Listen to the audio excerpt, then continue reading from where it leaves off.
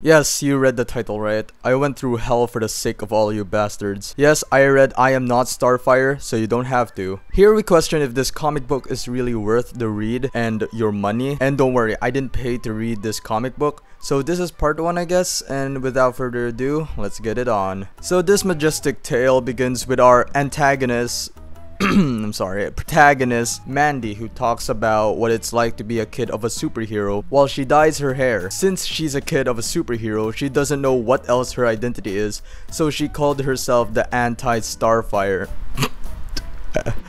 Oh god.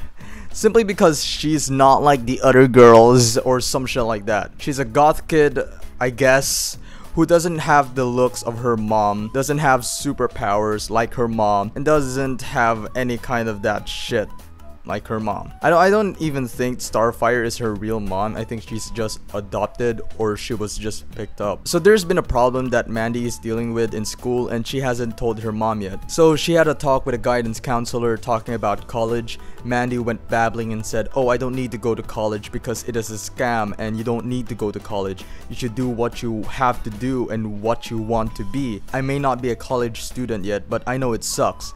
There are many successful people who didn't go to college but were successful simply because they were already doing something or had realistic plans." Mandy is a character who doesn't know what she wants to be, so it's hard for her to have a life without college. She doesn't have any hobbies. The only thing she's good at is being a bitch to everyone, and that's not even a fucking joke. The only reason why she doesn't want to go to college are 1, she's lazy, 2, she wants to go to France because they don't have superheroes and they don't care about Starfire. Okay, number 2 is very problematic. I think there are superheroes in France and your fucking mom is a worldwide sensation, so I think they do care about Starfire because she saves the world, and not only America, okay, the fucking world, you dumb cow. Also, she said the only thing that she's going to do in France is read books and eat pastries. She didn't even mention that she's going to have a career or any of that. She's just going to read and eat. Okay, how do you expect you would do all of those things and have a roof above your head? Okay, you can't have a cake and eat it too. Who do you expect would pay for all of that? Your apartment, your books, and your pastries? Your mother? You entitled bitch. This is why I hate I Am Not Starfire. It is because we are following probably the most hateable person you could ever imagine, and they expect us to root for her. I mean, there are stories wherein you follow hateable characters, but the writers of this comic gaslights you into thinking that this person is actually a good person, even though she's not. She's an annoying character who has unrealistic goals and dreams. Another reason why she doesn't want to go to college is because she is too stupid for college. It's not a joke. I would get into that later. Anyway, she has a best friend named Lincoln, and she states that he's the only person that she loves because she hates everybody else. Ooh, edgy. And then when they were given schoolwork, Mandy was partnered up with this popular girl who she has a crush on, and that is shown after she mentioned that she hates everyone else. Yeah, our protagonist can't make up her mind because she's a quirky kid. So they haven't even started the project yet. They were just planning how to do it. Mandy went on and complained that high school is hard and it would be better off if she could fly and fight aliens. And here we are shown a panel. Here we have the Titans. We have Starfire, Raven, Cyborg, Nightwing's car, and Beast Boy as a fucking dog. I mean, yeah, there's no way being a superhero is worse than high school, right? If a fucking dog could do it, so could I. And then scene, her partner Claire told Mandy to meet up in Claire's house to do homework and blah blah blah, chemistry class, and she got so nervous she set the whole school on fire. And then after she burned probably 3 kids in the lab, she went to Claire's house to do the project. So they ordered pizza and they talked about homework and they talked about college while eating pizza. And then this is where we discovered that Mandy is a complete dumbass. So 2 days prior, Mandy took an SAT test, and because she was having a hard time, instead of trying, she just walked out. Or should I say she ran out because she's a coward. And then she acted cool and said, "Oh, fuck college." Like, shut up. Shut up. Shut the fuck up. Shut the fuck up. You're just stupid. Okay, you're dumb. You're just an idiot. You're not cool. You're a small brain dumbass, and that's what you are. Then Claire mentioned that her best friends are coming over, but before she could even finish her sentence, Mandy just went out of her house cause she hates socializing. And as she was walking in the streets at night, 3 street lights went out like pow pow pow pow pow, and you could see the fear in her eyes.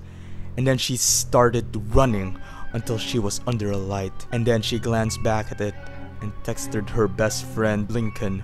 That was creepy. And as she went inside her house, someone was watching her from the back, but the darkness hides the face of whoever this entity is. Oh god, could it be? Oh no, it's the hash-slinging slasher! Anyway, she went inside her house and this guy named Doug, who you shouldn't give two shits about, greeted her and he was like, "Oh hello, I'm Doug Dimmadome, owner of the Dimsdale Dimmadome, and you must be the amazing Spider-Man, the amazing Mandy." And then Starfire asked her nicely if she already had dinner, and then she replied, "Yeah, I already ate pizza." And right after she said that, this gluttonous bitch went on eating again. And Doug was like, "Oh, you know your mom saved the world? Yeah, from fucking bugs. Even a fucking dog with a fishbowl could kill them. That's not saving the world. That's just exterminating insects in outer space. I could fucking do that with a fucking bug spray." Then Mandy was like, "Oh, there are things we won't discuss in this house. One is her appearance. Number 2 is her biological father. And number 3 is her lack of powers." Okay, let's just get things straight. You can't say you can't talk about your lack of powers because you don't even have powers to begin with. Second, if you don't like talking about your appearance, then why dress like that? Seriously, why do you dress like that? In kindergarten, you look like Chucky the doll. In grade 4, you look like Kurt Cobain. And now you look like Marilyn Manson. If you don't like what you dress, why hate talking about it? You're bringing hell upon yourself. And also notice that Metropolis is located in America, but Mandy says grade 4 like a Canadian instead of 4th grade like an American.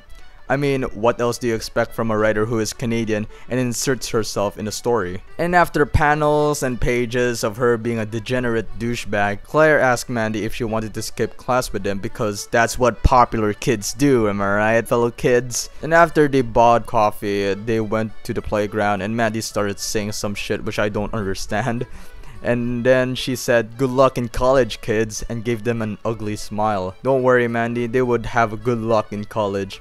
But you know what your life would be when you don't go to college and you don't have realistic plans? Spare change. Spare change, ma'am. Speaking of college, when Mandy came home, Starfire was nice enough to buy Chinese food for the both of them to discuss what college she would go to. She just gave her some college brochures, and then guess what Mandy did? She screamed at her, "Why are you digging into my life all of a sudden?" Okay, first of all, love, she's always been there for you, so don't pull that shit. Second, you don't allow her to be closer to you because you keep on complaining and being a brat. Third, because she is your fucking mother. That's why she's helping you, you entitled dipshit. And then she barged into her room like a baby and said, "Oh, did you know that it's my birthday soon?" I don't give a fuck if it's your birthday. I want fight scenes, not this crap. And then she went on saying, "Oh, people got secondhand cars on their 17th birthday," or something like that. And she went on saying things that I really don't understand. But she did spend her 16th birthday with the Titans, and holy shit, Raven is so hot. I swear to God, why can't Mandy just dress up like her? And why the fuck is Beast Boy still a dog? Then panel, page. Claire and Mandy are talking and shit like they came straight out of Wattpad fanfiction. I swear to God, this part doesn't feel really real. It feels just like a daydream. And then Claire asked Mandy if they could do their project at her house, which she agreed. And the Titans were there, and Beast Boy is a cat now. And as usual, she's still being rude to everyone. Then Claire came in, and she's just so nice. And then they did their project, but then fuck that, they ended up watching a movie. Then Mandy talked about the time she had her first kiss at a summer camp, but she never had a girlfriend because she's so toxic to begin with. And then, yeah, Claire hugged her, and too bad they didn't fuck. And then Mandy woke up the next day, and Lincoln messaged her, telling her that she should check Claire's Instagram. And to her surprise, she saw a picture of Claire with the Titans, and yeah, because of that, she threw her phone away. I don't fucking know. Now, I don't get why she's that pissed, okay? Maybe because she thinks that the only reason Claire hung out with her is because her mom is a superhero, and even though that's not the reason, She's only pissed because she hates superheroes and she is not a superhero herself. And since she's egocentric, she hates everyone who likes the things that she hates because she thinks that the world revolves around her and that's how it should be all the time. And then when they came to school, she became a total asshole to Claire, who had done nothing wrong, mind you. I swear to God, she is so annoying. And then she went to the supply room and cried. Yeah, you deserve it, pal. And after school, she went home and was surprised to have Starfire waiting for her angrily. So Starfire got a call from the school and she heard about the news that Mandy walked out of the test. And I'm so confused because why did the school just call her? Like, why did the school call her just now? I thought she walked out like a week prior. And then they argued and Starfire was being nice and just doing her best as a mother and trying to give Mandy a good life, which she is doing. But Mandy is just being a bitch who wants to do what she wants without consequences.